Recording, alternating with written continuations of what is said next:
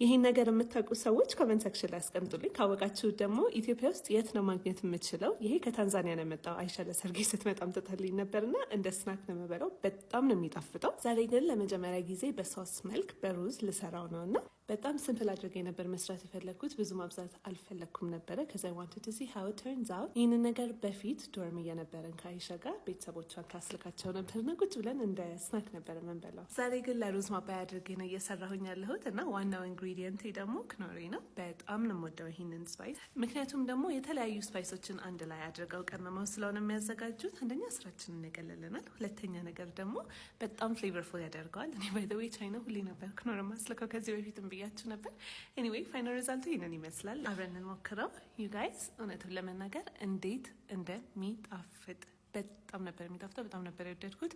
ሜክ ሹር ሞር እንደማስልክ ከታንዛኒያ እነዚህ ነገሮች ምን እንደሆነ ፕሊዝ ገምቱ። የምታውቁ ሰዎች ስትል ፕሊዝ ለት ሚ ነው። ቴንክ ዩ ጋይስ ፎር ዋቺንግ ባይ